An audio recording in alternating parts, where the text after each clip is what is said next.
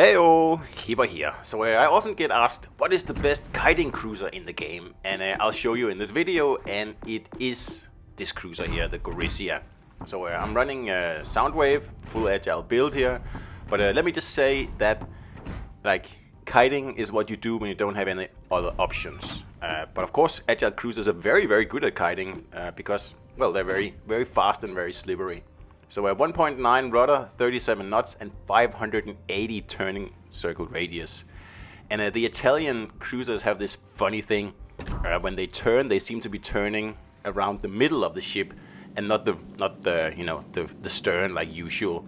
So it just makes them extra agile, and it actually feels pretty weird, especially when you have the rudder as low as I do. So we don't have a destroyer on our flank, so I'm planning to pop around the corner and have a look, but I'm just looking, what is this guy doing? He doesn't have a camo, and he looks very determined to just pop around the corner and get absolute citadel, because this is a Miyoko, like, it is not an agile cruiser. So this is a lesson in, making your teammates live a little bit longer. So I'm just gonna do like a very, very gentle nudge here to make him unable to actually just, pull out out of the island, really. I'm just gonna go whoop. I don't think it's a good idea. So he's already slowing down now because he thinks he's gonna hit the island. That's what we want, because I want to see what's around this corner here first before he comes, because I have smoke. So Nagato and 2 cruisers.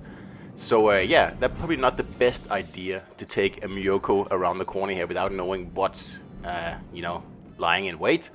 So I have my smoke. I'll just pop one, but at least now we know what's over here. And it's not looking too good. I mean, they have a Nagato, and we do have a battleship, but as you'll see in a minute, that battleship ends up being AFK. He's still moving now, but in a minute he'll just be grounded on the island, and this situation here is not in our favor.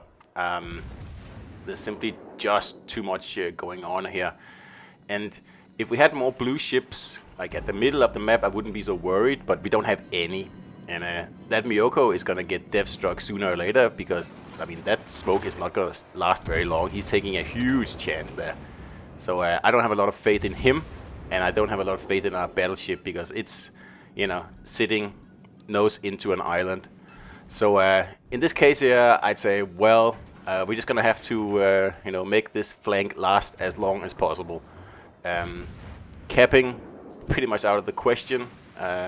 I'm getting shot at all the time, and it's a really difficult situation, this one here. So best option, in my opinion, is just to draw it out as long as possible, really, and just hope that the other flank will do well. That can come and help us at some point.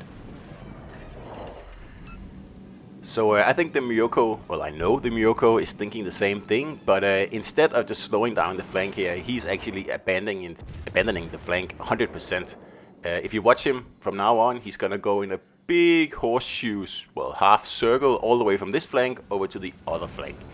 And I mean, that's not productive. And as you can see, the battleship is AFK. He's just sitting there nose into the island. I don't know what happened there. He could have been disconnected or whatever. But it's clearly up to me to make sure that this flank doesn't just steamroll this part of the map. So we need to give the other side time to remove the red ships over there. They have all the destroyers over there. They have all the battleships, except, well, I have one, but it's AFK. And the one cruiser I do have over here, he's going to run away now. So it's just gonna be me, and we're gonna have to first we're gonna evasion tank our butt off. But then, when it starts to get a little bit too much, that's when we start to kite away and just drag this out as long as we possibly can. So Gorizia defies the laws of physics in this game here, because this thing is so agile that, like, if you haven't tried it, it's really hard to explain. But you can see how it turns around, like someone put a stick down the middle of the ship. And it's not really turning around its rudder, it's turning around the middle of the ship. That's an Italian thing, and I don't know why that is, or if it's even meant to be that way, but yeah, that's the way it is. So I'm about to go out in front of this Nagato here, and he's ready for me, so I'm just gonna smoke up before I do. I know he's gonna go unspotted then, but I mean, what can I do? So we're just gonna have to keep him at bay a little bit longer. We're only 5 minutes into the game. We need to last a lot longer. So he blind fires the smoke, meaning that he's obviously pretty annoyed with me. So that means that he cannot push yet. He doesn't know what's in the smoke. He knows there's at least one cruiser in there. And you can see right now he's thinking, I should probably turn out again, give it a little bit more time. That's exactly what I want. I want him to waste his time over here, because I need help. Well, that's really the crux of it, isn't it? Like, I need help. There's no way I can do this on my own. But, you know, every shell fired at me over here is a shell wasted. And that's good. 1, it gives me XP. 2, it keeps those shells off my, you know, teammates, especially the battleship shells. And that Nagato is just way out of position now, which is good. That's exactly what we want. So he's pretty much out of the battle now. So we can forget about him for the next few minutes. And I'm now trying to see if I can actually push in and perhaps even cap C, because I've kind of baited. Well, I baited the battleship out of position.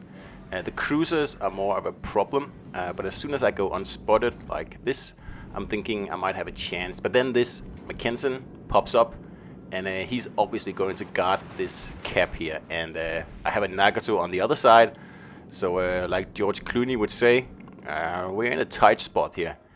And again, I'll have to disengage. If I fire here, at least when I was broadside to one of the battleships, I would be a sitting duck. So I'm just gonna wait a little bit until I, you know, am relatively safe, because I don't have a smoke yet, and it's my last smoke. So I'm definitely going to save that for, you know, some sort of emergency. The Nagato is still out there, and there's 3 ships aiming at me. So probably everyone over on this flank here wants to get rid of me. So it's okay. You can see I keep getting pushed back. There's not much I can do here. I don't have torpedoes to really, you know, deliver that spike damage that I really need here. And my sap shells, they're not really doing it. I mean, I kind of wish I had HE here so I could start some fires, but we gotta work with what we've got on this ship, right? And that's sap. It does work very well against the Helena, as you saw before, because this is like a lightly armored cruiser, and it doesn't really matter where I hit this ship here, it is going to hurt. If you saw the first salvo I fired at this Helena, I pretty much took a third of its health without any citadels. So, you know, with sap, you get some, I mean, you get some and you lose some. It's really good against destroyers and, you know, lightly armored cruisers and, you know, battleship superstructures, but sooner or later you will, you know, run out of hit points in those areas, and it will get pretty difficult. You can see I'm struggling with the Helena now, and he is stern on. Doesn't really actually make it easier, but I just want to get rid of him. So if you look at the map now, the blue team has a really good grasp on the other flank now. So, you know, help is on the way. I just need to make it last. And if I really want to help my team, I'm gonna make sure that the Reds don't cap over here, because we are almost equal on points, and I'm getting totally singled out over here, and I don't have any backup. The AFK battleship is still alive. I don't know how that's possible, but there he is. So now we're going to keep these guys from capping. We already sent the Helena out. Don't want that. Get out of the cap. You're not gonna get it. And the more we can reset these guys here while they're trying to cap, the more time they have to spend inside the cap where they're really exposed. Like especially the Shores here, he's broadside on to the other guys over on the other flank. And sooner or later, I'm just waiting for it, sooner or later one of those guys is going to realize that, and they're going to blow him out of the water. That's just what I'm waiting for. And in the meantime, I'll reset him so he doesn't get the cap. And see how sharp I turned there? Like, that is pretty much insane. Like, if Gorizia had the acceleration of Edinburgh, it would be an absolute nightmare cruiser to face. But it doesn't, and that's probably a good thing. So there, finally, the Heinrich realized that there was an easy kill over here, so that's what we wanted. So the Mackensen is now stepping in, and we still have the Nagato over on the flank. We cannot forget about that ship. And right now I'm thinking, should I use my smoke or shouldn't I use my smoke? You know, going back, I should probably have used my smoke here and farmed this Mackensen a bit, because I believe someone else is spotting it. But again, I was being a little bit careful here because I don't know what is going to happen in this battle here. And it's always nice to have a smoke in the last 5 minutes of a battle, trust me. So the cavalry is coming now. The destroyer is capping A, the other ships are actually coming to my assistance, and the Nagato that we sent all the way out in, you know, the middle of the Atlantic Ocean, Pacific Ocean, whatever it is, he's probably still making his way in. It looks like he sunk that AFK battleship on his way, so that's probably, you know, taking him a minute or two doing that. So yeah, that's good. He's been wasting time, because whatever, I mean, that battleship was not gonna do anything anyway, so why not make him, you know, spend some time sinking that, because that's not gonna help us in any way.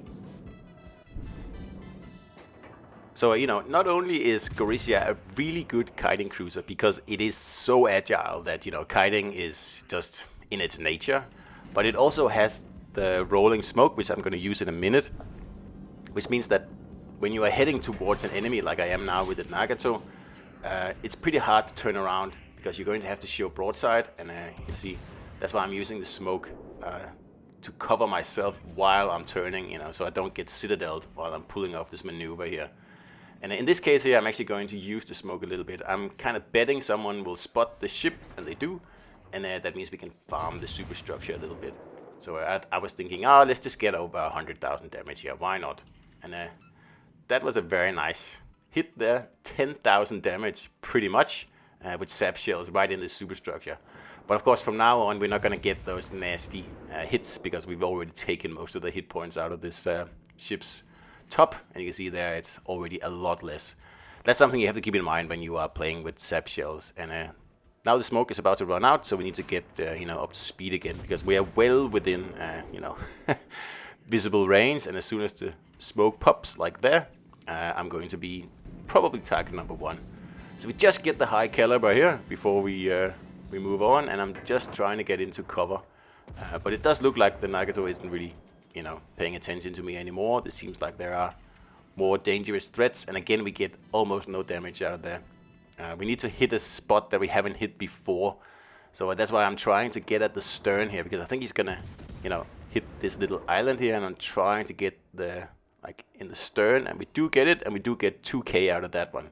So you know, aim for the very soft or thin armor. That's where you get the damage with sap shells, and don't hit the same spot more than twice, something along those lines.